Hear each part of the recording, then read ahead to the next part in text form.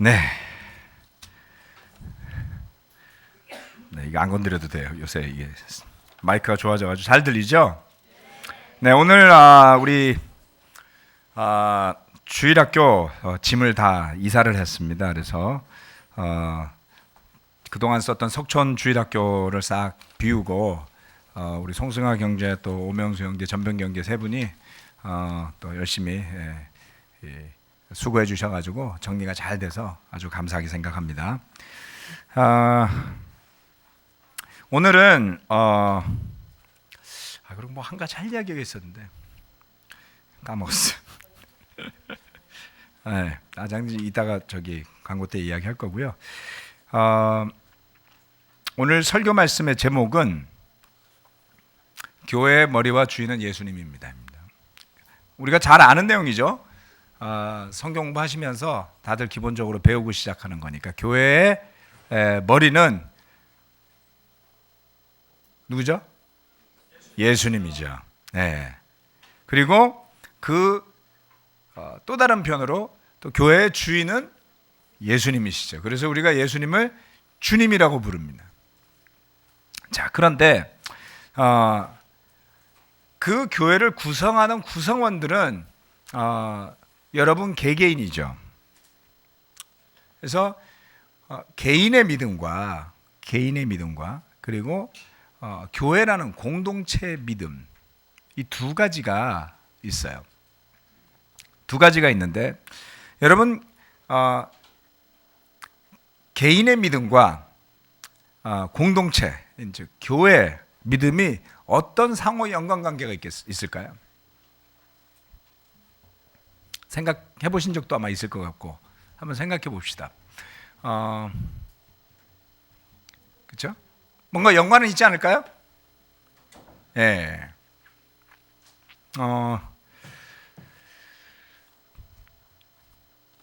만약에 이렇게 한번 생각을 해봅시다. 교회를 빼고 믿음이라는 걸 한번 정의를 해보면, 여러분 교회가 없으면 여러분 혼자서 믿음을 가지고 사는 삶을 한번 생각해 본다면 어떨까요? 좀 문제가 있을 것 같죠, 그렇죠? 그러면 개인의 믿음이 중요하지 않은 공동체만의 믿음이 중요한 그런 것이 또 가능할까요? 즉 무슨 말이냐면 여기에 와서만 믿음이 있는 거예요. 그 돌아가면 없는 거죠. 그것도 이상하죠, 그렇죠? 그래서 우리가 그리스도인으로 살면서 믿음을 가지고 산다고 할 때 그 믿음을 유지하는 원동력은 개인과 공동체가 함께 가는 거죠. 중요한 겁니다. 그래서 뭐라고 제가 딱 한마디로 이거를 잘 정의하기는 되게 어려워요. 아직은 완전히 매듭이 지어진 내용은 아니지만 한 번은 말씀을 좀 나누고 싶었습니다. 왜냐하면 제자로 살아가면서 우리는 어떻게 하는 것이 정말 더 좋은 예수님의 제자가 되는 걸까를 고민하지 않나요? 그렇죠? 어떻게 하면 내 믿음을 더 깊게 하고 더 굳게 할 수 있을까를 고민하죠. 그래서 여러분이 택하는 방법들이 있을 겁니다. 여러분들이 날마다 나의 믿음을 위해서 내가 예수님의 제자로 살기 위해서 날마다 뭔가를 하고 살지 않나요? 네, 좋습니다. 그러면 공동체는 어때요? 예배가 있고 모임이 있습니다. 이 예배나 모임이 여러분의 믿음의 삶에 어떤 영향을 주죠?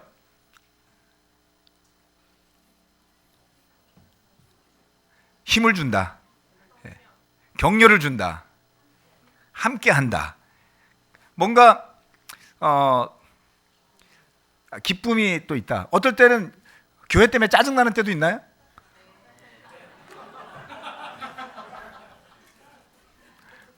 가끔 그럴 때도 있어요, 그죠?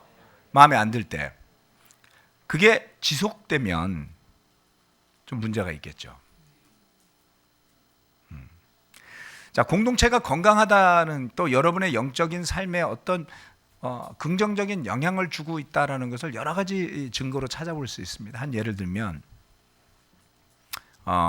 주일학교 교사를 위해서 섬기시는 분들이 예배에 참여하기가 어렵죠. 예배 전에 성찬 메시지만 나누고서 이제 봉사를 하시는데 시간이 지나면서 많이 힘들다라는 표현들을 하시죠. 그러니까 주일학교를 위해서 봉사하는 게 힘든 건 아닌 것 같아요. 근데 3개월, 4개월, 5개월 지나면서 예배를 그리워하고 뭐 그런 현상들이 나타납니다. 이건 저는 건강한 사인이라고 보죠. 만약 여러분이 정말 예배 안 들어와서 천만다행이다. 내 주일학교 교사 1년 정도 해야 되지. 이런 분들 있을 수 있어요. 그렇죠? 그 상태가 오래되시면 교회 나가신다고요. 공동체에서 힘을 얻지 못하는 상황이 오래 지속이 되면 개인의 신앙이 힘을 잃어버리게 되겠죠. 그래서 우리는 굉장히 밀접한 연관이 있다 이렇게 볼 수 있습니다. 자, 믿음의 시작은 개인에서 시작을 합니다. 믿음의 시작은 개인에서 시작을 하죠. 로마서 10장 9절 말씀, 10절 말씀 우리가 다 잘 아는 구절인데 한번 읽어보겠습니다. 로마서 10장 9절에서 10절. 오늘은 몇몇 구절들을 읽을 텐데 PPT는 만들지 않았습니다. 그래서 성경을 피시고 한번 같이 해보도록 하겠습니다. 로마서 10장 9절에서 10절 말씀. 당신이 만일 예수는 주님이라고 입으로 고백하고 하나님께서 그를 죽은 사람들 가운데서 살리신 것을 마음으로 믿으면 구원을 얻을 것입니다. 사람은 마음으로 믿어서 의에 이르고 입으로 고백해서 구원에 이르게 됩니다. 마치 결혼을 위해 결혼식장의 주례 앞에 서 있는 신랑 신부가 남편으로 맞아들일 것을 약속하십니까? 예, 대답해야 돼요. 그렇죠?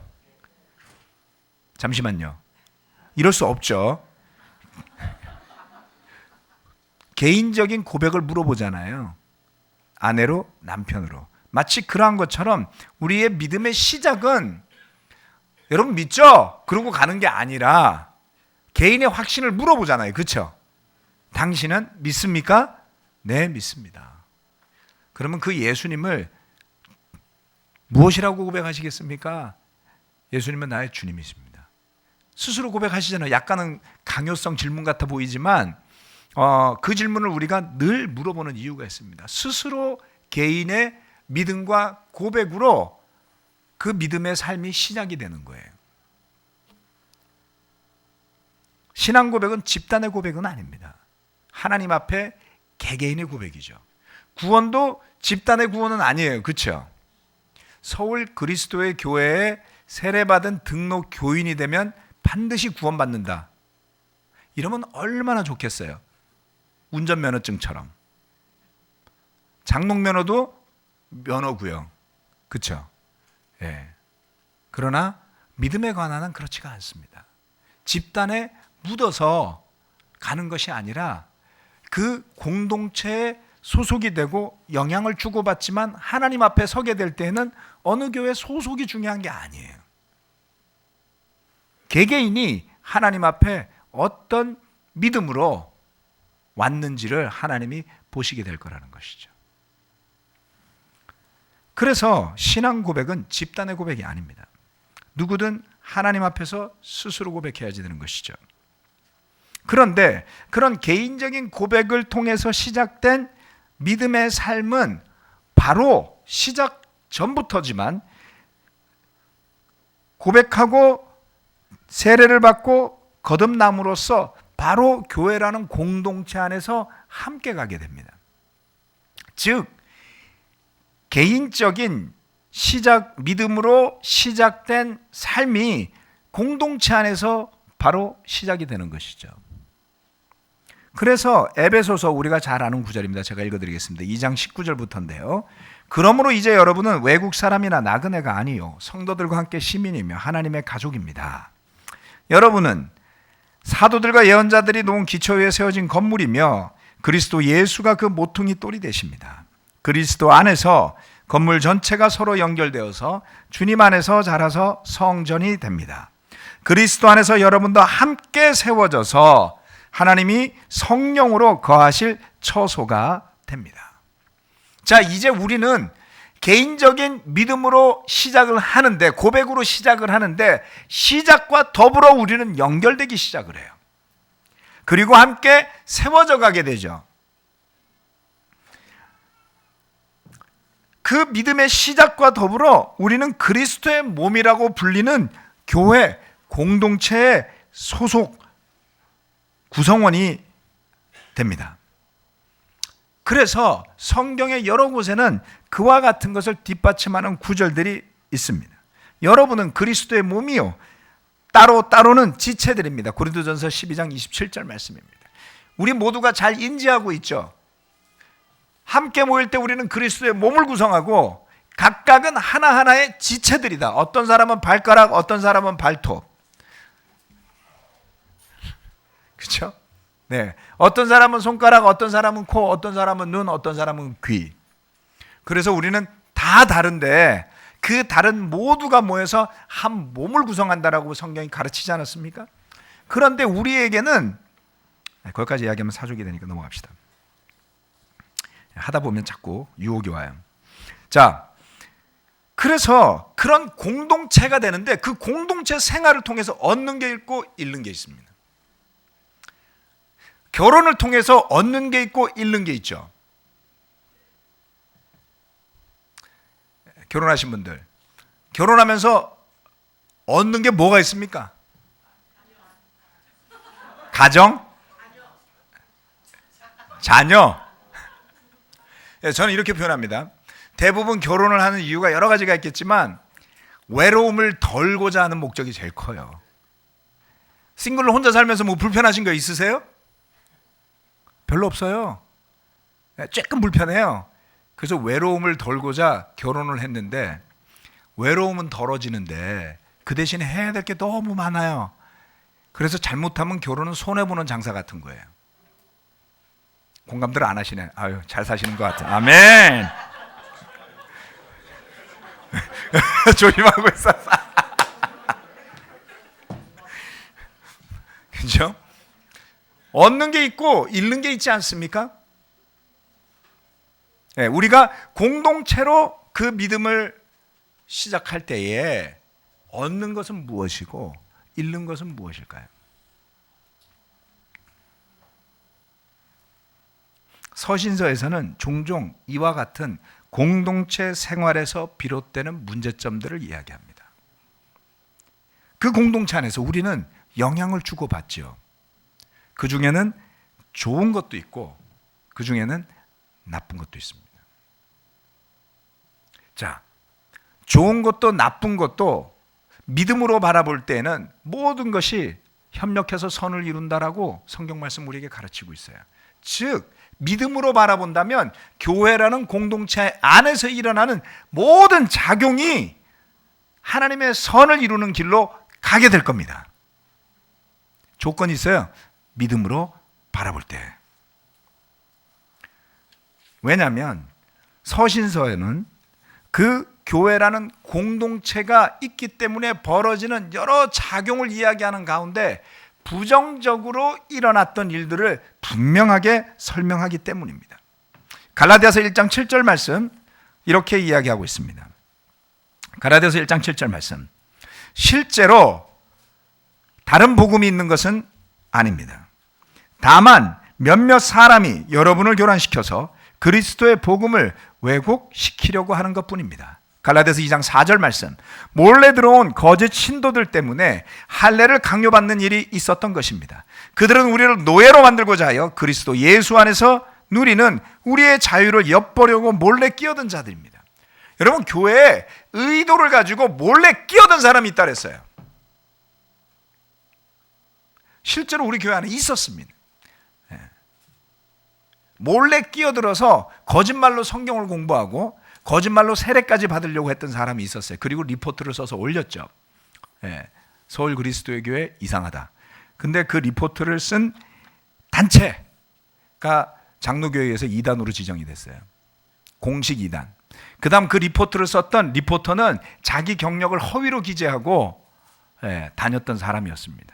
세상에 그런 사람의 말을 듣고서 인터넷을 신뢰한다라고 하는 정신 나간 사람들이 너무 많은 세상이에요. 아무튼 안타까운 사실이죠. 뿐만 아닙니다. 얼마 전에 아마도 신천지 출신으로 의심되는 사람도 왔어요.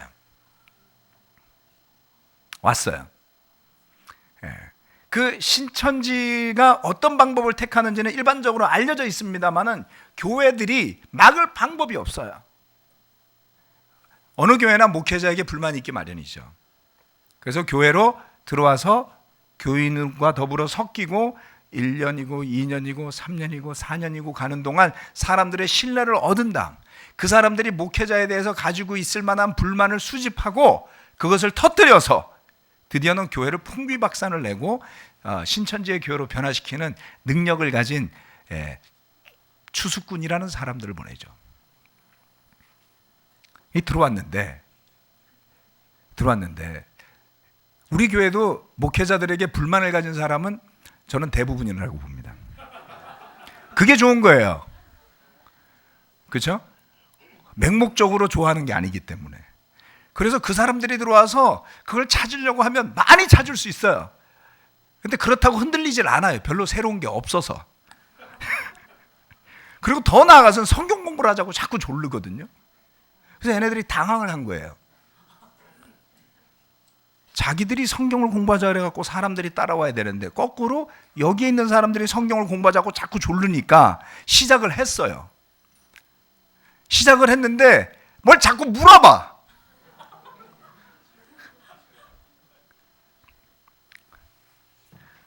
조용히 사라졌습니다. 하다 말고. 그렇죠? 그게 뭘 이야기하는 겁니까? 이 공동체는 늘 그런 일이 있을 수 있는 곳이라고요. 때로는 좋은 마음으로 시작했지만 어떤 사람들은 잘못된 교리로 빠지기도 합니다.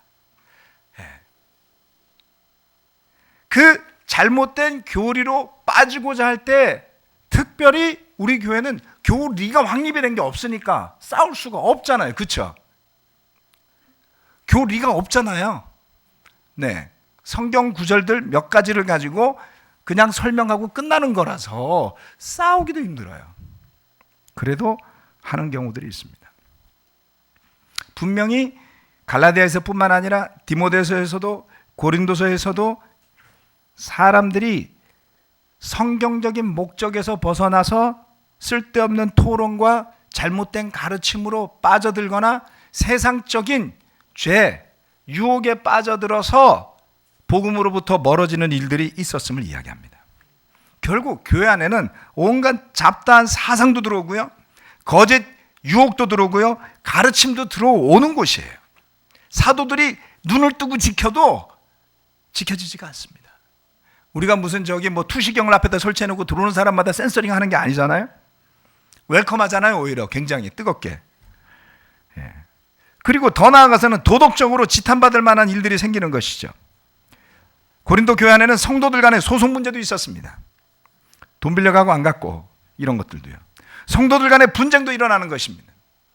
목회자들 간의 다툼도 일어나는 것이죠. 그런데 그처럼 이 집단은 우리에게 힘을 주고 격려를 주고 때로는 사랑을 주고 안심도 주지만 그 공동체가 유지되기 위해서 일어나야 하는 많은 비용이 발생이 되는 것이죠. 그리고 관계가 너무 많아요. 어떨 땐 피곤해요. 그렇지 않습니까? 때로는 사소한 의견 충돌도 있습니다. 때로는 견해가 충돌을 합니다. 때로는 성경적 확신이 충돌하기도 합니다. 그런 집단적 문제, 개인의 문제들이 있음에도 불구하고 바울은 그런 교회가 어떤 곳인지를 이렇게 설명하고 있습니다. 에베소서 1장 말씀 같이 보시겠습니다. 1장 22절 말씀. 1장 22절에서 23절 말씀입니다.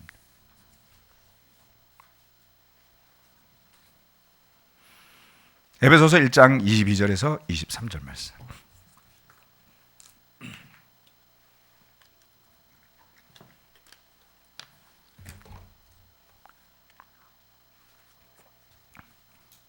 하나님께서는 만물을 그리스도의 발 아래 굴복시키시고 그분을 만물 위에 교회의 머리로 삼으셨습니다.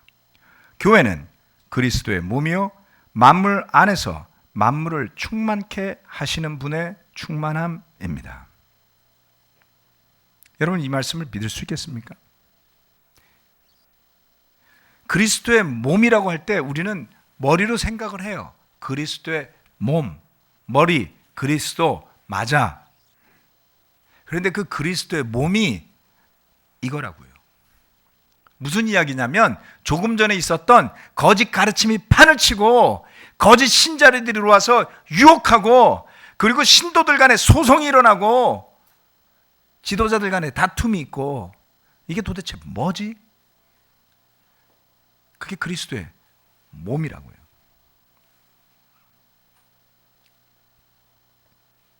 저는 잘못을 정당화하기 위해서 이런 말씀을 드리는 게 아닙니다. 어느 누구도 그런 것을 핑계로 자신이 죄 짓는 것을 괜찮다라고 말하자는 뜻이 아니에요. 그냥 그런 것들이 있을 수 있다고요. 그런 것을 볼 때 우리의 반응은 어떻게 되죠? 실망스러워. 나는 교회가 이런 데인 줄 몰랐어. 나는 사랑만 받을 줄 알았는데 교회에서 상처받을 줄 몰랐어. 나는 교회라면 서로 화목하게 너무너무 알콩달콩 잘 지낼 줄 알았는데 이런 사상투쟁이 벌어지는 데인지 몰랐어.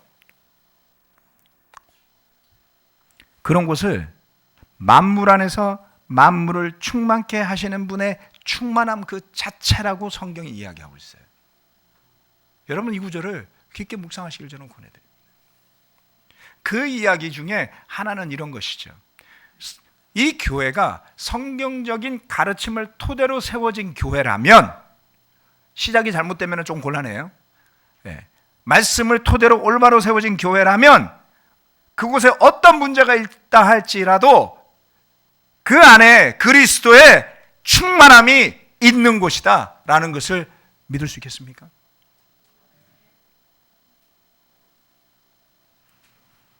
저는 20몇 년 동안 목회를 하면서 수없이 목격했어요. 저의 기분하고 상관이 없습니다. 저의 호불호와도 상관이 없습니다. 저의 감정과도 상관이 없습니다. 하나님께서, 그리고 예수님이 이 교회의 주인임을 저는 분명하게 지켜봤어요. 그래서 그 주님께서 주님의 교회다운 모습이 아닌 것들을 반드시 드러내게 하시고, 그리고 깨끗하게 하세요. 거기에는 위도 없고 아래도 없습니다. 때로는 문제라고 느꼈는데 그 문제가 축복일 때도 많았습니다. 저와 여러분이 바라보는 세상적인 시야에서의 평가는 때로 많이 틀려요. 그렇죠? 그러나 잘 살펴보면 그것이 영적인 원리가 있음을 알아야지 됩니다. 먹고 싶은 대로 먹고 맛있다고 다 먹고 하고 싶은 거 하고 지내면 몸이 점점 뿔지요. 그래도 계속 먹고 계속 쉬고 계속 편하게 살면 이제 몸이 움직이기가 어려워지게 됩니다. 그렇지 않아요? 영적으로도 마찬가지예요. 좋은 일만 있으면 좋을 것 같잖아요. 걸어야지 됩니다. 뛰어야지 됩니다. 때로는 헐떡거리면서 가야지 돼요. 오르기 싫은 고개도 올라가야지 돼요. 하나님께서 그렇게 하라고 하시는 거죠. 그리고 나서 깨닫게 되는 거죠. 주님께서 우리를 사랑하셔서 마치 주인이 개를 데리고 뛰어다니듯이 우리를 데리고 뛰어다니신 경우일 수도 있더라는 거죠. 그렇지 않습니까? 얼마나 열심히 뛰어다니는지 몰라요. 때로는 고통스러운 시간이 바로 주님께서 우리가 헐떡거리도록 달리게 하신 순간이라는 것만 믿을 수 있다면,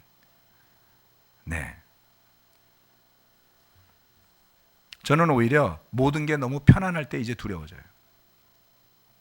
문제가 없는 것 같을 때 제일 두렵습니다. 문제가 없는 것 같다는 게 무슨 이야기죠? 그렇죠?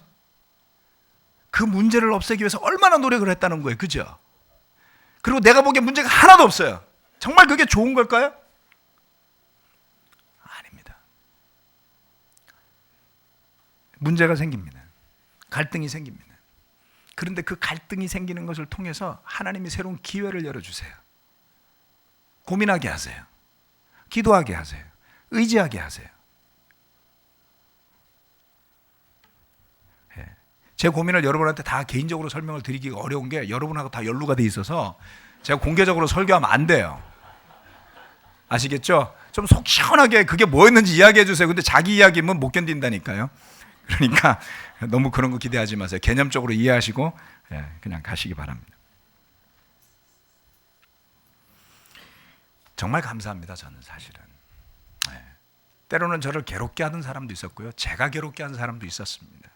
그리고 분명히 여러분 중에 누군가는 저를 또 괴롭게 할 거예요. 그렇지 않을까요? 어느 순간은 제가 여러분을 괴롭게 할 수도 있겠죠. 물론 안 그러려고 무진장 애는 쓰지만, 그런데 우리가 그것을 두려워하지 말자고요. 왜냐하면 이곳이 바로 그 주님의 충만함이 있는 곳이기 때문에 우리가 믿음으로 바라볼 수만 있다면 견딜 수 없을 것 같았던 그 순간이 해결되는 순간, 믿음의 눈이 열리는 순간 우리 입으로 고백하게 될 겁니다. 주님, 진정으로 주님의 충만함이 이곳에 있었군요. 저로 하여금 그것을 보게 하시니 감사합니다. 그래서 저는 깨달은 거예요. 교회는 제가 지키는 곳이 아니에요. 여러분, 제가 교회를 지키려고 노력할 때는 싸워요. 누구하고요? 사람하고 싸우는 거죠. 교회를 지키려고 다른 목사랑도 싸워야 되고 다른 집사랑도 싸워야 되고 형제 자매들이랑도 싸워야지 돼요. 여러분들 중에도 보면 가끔 갑자기 교회를 지키려고 투철한 사명감에 찌든 사람이 나타나요. 그 사람 반드시 싸웁니다. 여러 사람하고. 여러분 자신일 수도 있어요. 주님의 열심이 이 교회를 지킬 겁니다. 우리의 할 일은 주님께서 그렇게 하실 것을 믿는 거예요. 개인의 믿음과 공동체의 믿음이 교차하는 곳, 그곳이 주님의 충만함이 있는 곳이라고 이야기하는 것입니다. 그래서 이 교회가 그와 같은 그리스도의 몸임을 우리가 굳건하게 믿을 때에 실수나 잘못이 있더라도 회개되어지고 정화되어질 수 있습니다. 용서되어질 수 있죠. 어느 한쪽이 기울어도 안 됩니다. 여러분 생각해 보세요. 공동체 예배가 너무 좋아요. 그래서 집에 가서 성경도 안 읽고 일주일 동안 기분 좋게 멋대로 살다가 와가지고 열심히 예배 기분 좋게 드리고 가요. 우리가 그런 사람을 보통 썬데이 크리스찬이라고 불러요. 그렇죠? 그죠? 개인의 신앙이 있어야지 되겠죠? 개인의 믿음이 있어야지 되겠죠? 예, 개인의 토대가 있어야지 되겠죠? 그러면 열심히 콰이탐하고 열심히 좋은 시간 보내고 열심히 기도하고 기분 좋게 일주일 동안 있다가 와서 예배에 왔는데 인상이 찌푸려지는 것도 좋지 않습니다. 공동체가 너무 혼란하고 시끄러워도 그것이 덕이 안 될 때가 많이 있죠. 그래서 각각의 성도들은 성령님을 통해 받은 은사로 교회의 덕을 세우기 위해서 노력하셔야지 돼요. 여러분은 교회를 뜯어고치고 의롭게 만드는 존재들이 아니에요. 저를 포함해서 성경을 잘 살펴보십시오. 우리는 받은 은사를 가지고 교회의 덕을 세우는 사람들이 되어야 됩니다. 그럴 때에 이 교회는 그런 주님의 충만함이 가득한 교회로 지속될 것입니다. 저는 그 구약 성서에 나온 성막의 모습이 살짝, 마지막으로 이것만 말씀드리겠습니다. 성막의 모습을 살펴보면 약간 초현실적이에요. 무슨 이야기냐면 광야라는 환경 속에서 뜬금없이 세워진 게 성막이거든요. 갑자기 그 광야에서 먹고 살기도 힘들고 도대체 어디로 가는지도 모를 때 하나님이 성막을 만들어라고 말해서 성소와 성막이 세워진 거예요. 그렇죠? 굉장히 언밸런스예요. 그 광야에 그런 성스러운 곳이 존재한다는 자체가, 그 광야의 황량한 곳에서 금빛으로 만들어진 언약의 궤가 있다는 그 자체가 초현실적인 느낌이 드는 것이죠. 그런데 신약 시대에 와서도 저는 유사한 느낌을 받습니다. 뭐냐면 요한복음 1장에 보면 이 세상은 어둠이라고 그랬어요. 그렇죠? 그리고 그 어둠 가운데 생명이 빛난다고 하지 않습니까? 그것이 바로 예수 그리스도라고 그랬어요. 그렇죠?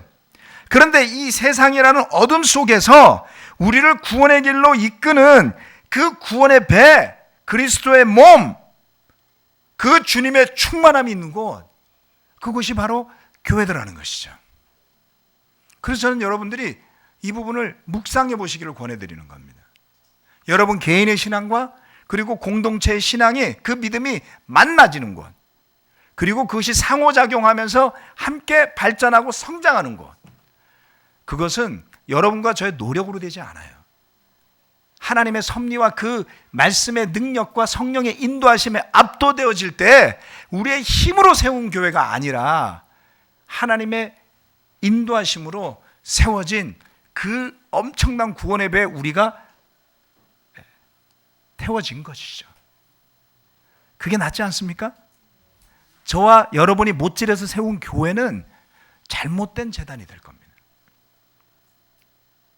굉장히 아이러니한 것은 구약에 하나님께서 재단을 쌓으라 그럴 때 그 재단은 쌓는 돌은 정으로 쪼아서는 안 된다 그랬어요. 우리는 정으로 쪼아서 더 아름답게 이쁘게 만들고 싶잖아요. 그렇죠? 그냥 돌을 쌓아놓으면 보기에 형편 없어요. 사실은 대충 만든 것 같다고요. 하나님은 그런 제사를 원하신다고 그랬어요. 교회는 그래서 우리가 정교하게 만들어서 우리의 노력으로 가다듬은 그런 모습이 아니라 때로는 좀 러프하고 때로는 문제가 있고 때로는 뭔가 안 맞는 것 같아요. 그런데 그 안에 성령님이 움직이고 그 안에 하나님의 능력이 살아있고 그 안에 기적이 존재하고 그 안에 감동이 존재하고 그 안에 내 힘으로 능력으로 설명할 수 없는 사랑이 존재하고, 그와 같은 것이 바로 그리스도의 충만함이라고 저는 믿습니다. 저는 더 이상 교회를 다 이해하지 못합니다. 제 능력의 한계를 느낀 지도 이미 오래됐어요. 그리고 그런 주님의 능력이 이 교회를 지금도 이끌어 가시는 것을 느끼고 있습니다. 그래서 배움이 있고 그래서 더 감동이 있다라는 생각을 하게 됩니다. 여러분 그것을 기억하시고 개인의 믿음 또 공동체의 믿음에 대해서 묵상해 보시고 또 나눠보시기를 부탁을 드리겠습니다. 오늘 말씀 마치겠습니다.